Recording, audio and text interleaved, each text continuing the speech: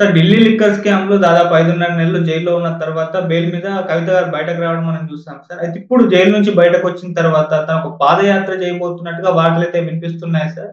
So, మరి ఈ పాదయాత్ర తనకి ఏ విధంగా హెల్ప్ అవుతుంది? పార్టీకి ఏ విధంగా హెల్ప్ అవుతుంది? అసలు చేస్తున్నారా లేదా ఈ పాదయాత్ర? మీరేం చెప్తారు సార్ కవిత గారి పాదయాత్ర గురించి? ఇప్పుడు కవితకి మేజర్ ప్రాబ్లమ్ ఏందంటే, ఆమె దాదాపు 163 రోజులు అంటే 5.5 నెలల పాటు జైల్లో ఉండొచ్చింది. సో, కానీ తగినంత సింపతి తెలంగాణ సమాజంలో రాలేదు. అవి మామూలుగా వేరే వాళ్ళకి ఈ స్థాయిలో జైలుకెళ్ళొచ్చుంటే సింపతి బాగొచ్చేది. ముఖ్యంగా మహిళని ఇబ్బంది పెట్టారు. మనకి చంద్రబాబుని అరెస్ట్ చేసినప్పుడు సింపతి వచ్చింది. కానీ కవిత విషయంలో సింపతి రాలేదు. దీనికి కారణాలు ఏంటి అనేది వాళ్ళు విశ్లేషించుకుంటున్నట్టుగా తెలుస్తుంది. అట్లాగే దీని నుంచి ఇప్పుడు నెక్స్ట్ స్టెప్‌కి ఎళ్ళాలనుకున్నప్పుడు ఆహ్, తాను ఎక్కడో దాక్కోనో సైలెంట్‌గా ఉండిపోతే ప్రజల అభిప్రాయాలు ఇంకా గట్టిపడతాయి. ప్రతిపక్షాలు కూడా దీన్ని ప్రచారం చేస్తాయి. కాబట్టి ధైర్యంగా ప్రజల్లోకెళ్ళాలి. ప్రజలకు వాస్తవాలు తెలియజేయాలి. అసలు నేనే తప్పు చేయలేదు. మీరు చూడండి, మొత్తం కేసుని పరిశీలించండి. సుప్రీంకోర్టు కూడా ఆహ్, అప్రూవల్‌గా మారిన వాళ్ళ చెప్పిన విషయాల్ని, వాంగ్మూలాల మీదనే ఈ మీద కేసు పెట్టారు కానీ, ఎటువంటి డాక్యుమెంటల్ ఎవిడెన్స్ కానీ, ఫిజికల్ ఎవిడెన్స్ కానీ ప్రవేశపెట్టలేకపోయారని సుప్రీంకోర్టు కూడా కామెంట్ చేసింది. అట్లాగే ప్రొసీడింగ్స్ ఆఫ్ ద క్రైమ్ చేయడం వల్ల వీళ్ళకేమి లాభం వచ్చిందో దాన్ని మీరు ఎస్టాబ్లిష్ చేయలేకపోయారు. దానికి సంబంధించిన ఎవిడెన్స్ ఏమీ లేదు అనేది కూడా సుప్రీంకోర్టు చెప్పింది. సో, కాబట్టి ఇక్కడ ఈడీ, సిబిఐ లేకపోతే మిగతా ఇన్వెస్టిగేటివ్ ఏజెన్సీలు కావచ్చు, ఐటీ డిపార్ట్మెంట్ కావచ్చు, జీఎస్టీ వింగ్ కావచ్చు, వీళ్ళు ఈ మొత్తం సంస్థలన్నీ కూడా ప్రతిపక్షాల మీదనే ప్రధానంగా టార్గెట్ చేస్తున్నాయనేది అందరికి తెలిసిందే. హ్మ్. అట్లాగే కేజ్రీవాల్ విషయంలో కూడా ఎలక్షన్ ముందే ఎందుకు చేశారు? దాదాపు 2 ఏళ్ళు అవుతూ ఉంటే కేసు పెట్టి ఎలక్షన్ ముందు కేజ్రీవాల్‌ని ఎందుకు అరెస్ట్ చేశారనేది కూడా సుప్రీంకోర్టు చెప్పింది. క్లియర్‌గా మోడీ ప్రభుత్వం 10 ఏళ్లలో ప్రతిపక్షాల్ని నిర్వీర్యం చేయడానికి, వాళ్ళని కంట్రోల్ చేయడానికి కేసులన్నీ వాడుతున్నాయి. మనకు తెలుసు మోడీతో అనుకూలంగా ఉంటే వాళ్ళ మీద కేసులు ఉండవు. ఉన్నా కూడా అవి క్లోజర్ పిటిషన్‌లేసి మూసేస్తారు. మనకి జగనే ఎగ్జాంపుల్ ఉన్నాడు కదా! 11 ఏళ్లుగా జగన్ బెయిల్ మీద ఉన్నాడంటే ఎలా సాధ్యమది? బికాస్ ఆఫ్ మోడీ వల్ల సాధ్యం. మోడీకి జగన్ అవసరం కాబట్టి జగన్ మీద కేసుల్ని అతను ముందుకు పోనివ్వలేదు. అట్లని వాటిని కొట్టేసే పరిస్థితి కూడా లేదు. ఎందుకంటే జగన్ తమ కంట్రోల్‌లో ఉండాలంటే కేసుల కత్తులు జగన్ మీద వేలాడుతూ ఉండాలి. సో, ఇది మోడస్ ఆపరెండి ఆఫ్ ద మోడీ అన్నమాట.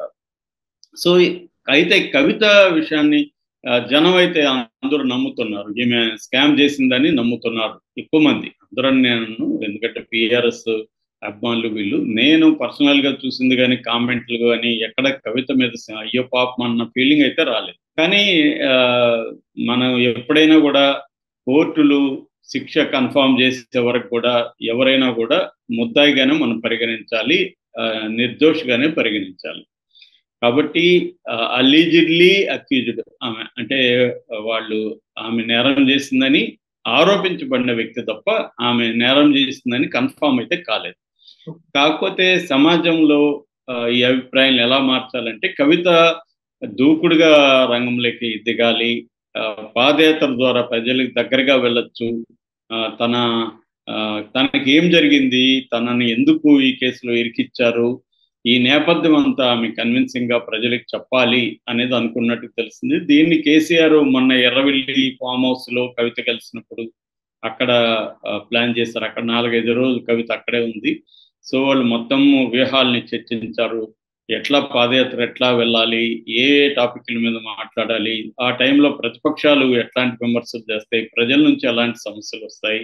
వీటినంతా ఎలా డీల్ చేసుకోవాలి? అట్లాగే లాజిస్టిక్ వ్యవహారాలేంటి? అట్లాగే కేసీఆర్ రోల్ ఈ పాదయాత్రలో ఎక్కడెక్కడ ఎప్పుడెప్పుడు కేసీఆర్ జాయిన్ అయ్యి సభలు పెట్టాలి? కేటీఆర్ రోల్ ఏంటి? ఇవన్నీ కూడా చర్చకి వచ్చినట్టు తెలిసింది. అందువల్ల కవిత జైలుకి వెళ్ళొచ్చి ఆమె బాధితురాలుగా ఒక విక్టిమ్‌గా ఆమెని ప్రొజెక్ట్ చేయాలి. అట్లాగే నేను ప్రజల కోసమే నిలబడడం వల్ల రాజకీయంగా మా ఫ్యామిలీ ప్రజల కోసం నిలబడ్డాం. మేమిద్దరూ అన్నా చెల్లెలు అమెరికాలో కంఫర్టబుల్ జోన్‌లో ఉంటే కూడా మేము ఉద్యమ కాలంలోనే అవన్నీ వదిలిపెట్టి వచ్చాము. ఉద్యమాలు చేశాము. మా కుటుంబం త్యాగాలు చేసింది. ఉద్యమాలు చేసింది. కేసీఆర్ ప్రాణాపాయం దగ్గరికి కూడా వెళ్ళొచ్చాడు నిరాహత్య చేయడం ద్వారా. ఇవన్నీ చేయబట్టే తెలంగాణ రాగలిగింది. ఇప్పుడు బీజేపీ కాంగ్రెస్ కుట్ర పన్ని బీఆర్ఎస్ ని ఇలా చేస్తున్నాయి అన్న వెర్షన్ ని తీసుకెళ్ళాలి. అట్లాగే ఏకకాలంలో బీజేపీని కాంగ్రెస్ ను టార్గెట్ చేయాలి. ఎందుకంటే కాంగ్రెస్ ఇచ్చిన హామీలు నిలబెట్టుకోవట్లేదు, 6 గ్యారెంటీ లేదు, వీటిని డైవర్ట్ చేయడానికి హైడ్రా అనే విషయాన్ని తీసుకొచ్చి డైవర్ట్ చేస్తుంది. అట్లాగే బీజేపీ కూడా ఈ రాష్ట్రానికి అన్యాయమే చేసింది. కేంద్రం నుంచి ఈ 10 ఏళ్లలో ఏ రకమైన ముఖ్యమైన ఫండ్స్ కానీ ఏమి రాలేదు, విభజన హామీలకు సంబంధించిన ఏ రకమైన నెరవేర్చలేదు. ఇటువంటి అంశాలంతా కూడా తీసుకెళ్ళాలి అనేది ప్రధానంగా అనుకుంటున్నట్టు తెలిసింది. దానివల్ల ఒకటి కవిత చుట్టూ వచ్చిన బ్యాడ్ ఇమేజ్ ని తొలగించుకోవాలి. అట్లాగే బీఆర్ఎస్ కి మళ్ళీ పునర్వైభవాన్ని తీసుకురావాలంటే ఎవరో ఒకరు ధైర్యం చేసి పాదయాత్ర చేయాలి. జైలుకి పోవడం అనేది బ్యాడ్ ఏమి కాదు. జగన్ 16 నెలలు జైల్లో ఉన్నాడు, తర్వాత సీఎం అయ్యాడు. చంద్రబాబు జైల్లో ఉన్నాడు, 50 రోజులు సీఎం అయ్యాడు. ఇప్పుడు కేజ్రీవాల్ జైల్లో ఉన్నాడు. అలాగా చాలా మంది జైలుకి, అంతే రేవంత్ రెడ్డి కూడా జైలుకి వెళ్ళొచ్చిన వ్యక్తే.